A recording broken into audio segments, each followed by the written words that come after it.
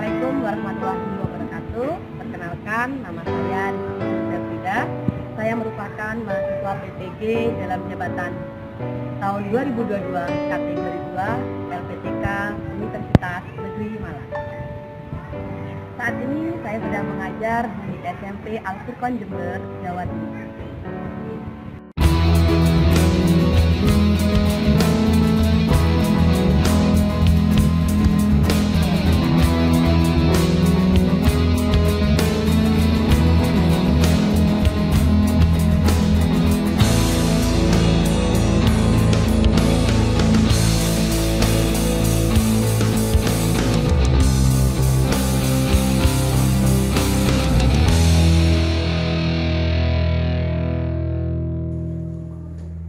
Baiklah anak-anak, saya buka dulu. Assalamualaikum warahmatullahi wabarakatuh. Waalaikumsalam warahmatullahi wabarakatuh. Bagaimana kabarnya hari ini? Alhamdulillah, luar biasa. Allahu Akbar. Alhamdulillah hari ini kita masih diberikan kesehatan, kesempatan sehingga bisa belajar matematika bersama. Nah, adakah yang hari ini tidak masuk di pembelajaran matematika? Luna kemana? Keluar negeri. Keluar negeri. Ada yang keluar negeri ya?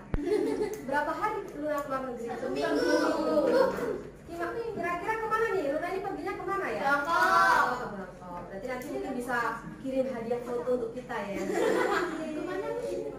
Baik, sebelum memulai pembelajaran, bolehkah satu orang siswa untuk memimpin berdoa? Siapakah yang akan memimpin berdoa? Ketua kelas? Ya, silakan Mbak Jihan. Ista'dadana. A'udzu billahi minasyaitonir rajim. Bismillahirrahmanirrahim.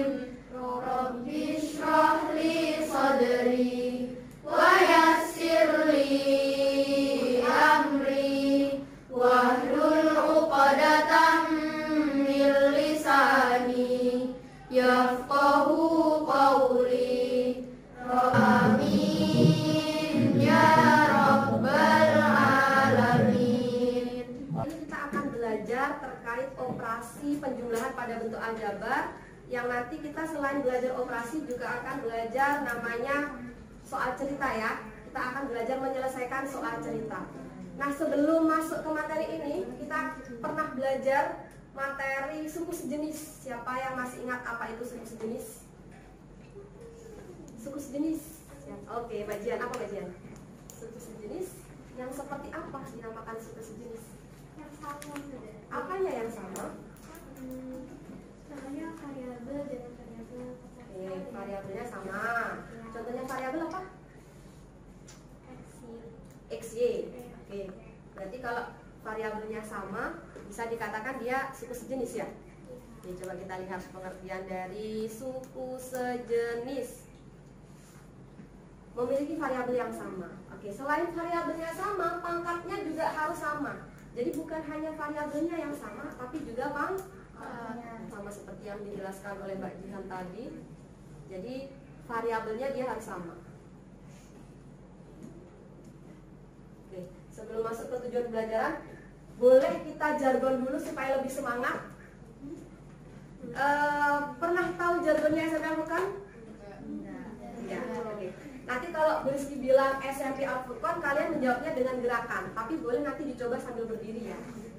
Jadi misalkan SMP Al-Furqan, jawabannya Islami, Qurani, berprestasi. Nah, tidak kompak tadi ya, ada yang salah. Oke, coba SMP Al-Furqan, Islami, Qurani, berprestasi. Bu Rizky jelaskan tadi, kita akan belajar terkait penjumlahan bentuk aljabar ya. Jadi mekanisme belajarnya nanti yang pertama, kita akan membagi kelas ini jadi beberapa kelompok ya. Bu Rizky akan bagi di sini kelompok 1, belakangnya adalah kelompok 2, kelompok 3, kelompok 4. Oke, jadi tidak ada yang di tengah supaya kelihatan tidak terhalang ya. kelompok 1, kelompok 2, kelompok 3, kelompok 4. Oke. Nah, setelah pembagian kelompok nanti Besti akan membagikan lembar kerja. Setelah itu silakan berdiskusi untuk menyelesaikan lembar kerja. Kemudian kita presentasi ya, mungkin 2 kelompok saja. Baru setelah itu akan ada kuis di akhir nanti. Jadi akan saya beri waktu 10 menit terakhir untuk mengerjakan kuis. Jadi silakan dipahami betul apa yang akan kita pelajari hari ini. Adakah yang mau bertanya kira-kira? Nah, sebelum kita masuk ke LKPD, Besti punya satu permasalahan. Ayo kita selesaikan bersama dulu gambaran umumnya, cara menyelesaikan. Baru setelah itu nanti bagaimana kamu menyelesaikan LKPD. Yang di belakang boleh hadap ke sini sebentar ya. Oke. Sambil diperhatikan yang di depan, Pak Mansur memberi 600 koin kepada ketiga anaknya. Koinnya ada berapa? 600. Anak yang kedua diberi 25 koin lebih banyak dari anak yang ketiga. Oke. Kemudian anak yang pertama mendapatkan 3 kali dari anak yang kedua. Banyak koin yang diterima anak ketiga adalah, kira-kira yang diketahui dari soal ini apa saja? Siapa yang bisa menyebutkan? Oke, Mbak Novia, coba Mbak Novia. Tahap ini merupakan tahap 1 dari pembelajaran PBL, yaitu orientasi peserta didik pada masalah. Ini pemisahan yang pertama dari pernyataan pertama. Yang kedua, anak yang kedua diberi 25 koin lebih banyak dari anak ketiga. Berarti yang kedua ini pemisahannya gimana? Oke, Z ditambah 25. Yang terakhir, anak yang pertama mendapatkan 3 kali dari anak yang kedua. Anak yang pertama siapa? Berapa? Pemisahannya apa? X mendapatkan berapa? Oke, 3 kali Y berarti boleh ditulis 3Y ya. Nah, kira-kira kalau sudah seperti ini, bisakah kalian menyelesaikan banyak koin yang diterima anak ketiga berapa? Caranya gimana? Tahap ini merupakan tahap 2 dari pembelajaran PBL, yaitu mengorganisasikan peserta didik untuk belajar. Selanjutnya ya, kalau sudah masih ada 2 soal terakhir setelah ini. Ini adalah boleh dijadikan referensi. Anak-anak, lembar yang saya kasih ada 2, satu bahan ajar, satu LKPD ya. Kalau bahan ajar sama seperti buku paket kalian, jadi itu bisa dibuat referensi untuk mengerjakan apa yang ada di sana. Ya.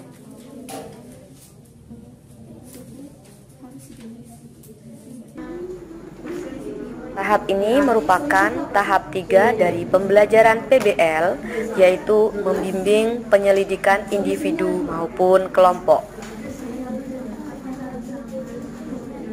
12 dikurangi 7 berapa? 5. Nah, selisih 5 itu maksudnya kalau dikurangkan dia 5.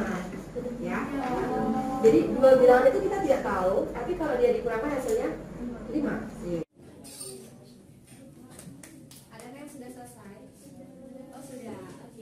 Tahap ini merupakan tahap 4 dari pembelajaran PBL, yaitu mengembangkan dan menyajikan hasil karya. Kita bahas bersama ya, kita bahas bersama. Kalau ada yang tidak sama, nanti disampaikan. Silakan angkat tangan terus menyampaikan. Kelompoknya siapa yang tidak sama ya? Silakan aja. Biasa menyebabkan kita boleh beli opsi dulu untuk kalau salah atau kurang lengkap tidak usah dilengkapi ya, karena itu tidak sama. Tahap ini merupakan tahap 5 dari pembelajaran PBL, yaitu menganalisis dan mengevaluasi proses pemecahan masalah. Mengerjakan LKPD hari ini? Tidak. Berarti tadi kita bisa ini ya, bisa mengerjakan soal cerita beserta mengerjakan soal yang dia bentuknya adalah variabel suku jenis tadi ya, seperti itu ya. Nah, ada yang mau bertanya sebelum kita masuk ke kuis? Tidak? Tidak ada yang mau bertanya? Oke, kalau tidak ada yang bertanya, kuis ini dikerjakan tanpa melihat punya teman, tanpa melihat buku paket tanpa melihat bahan ajar. Jadi silakan dikerjakan semurni mungkin ya. Hanya ada 2 soal saja yang harus kamu kerjakan. Waktunya sisa sekitar 10 menit ya.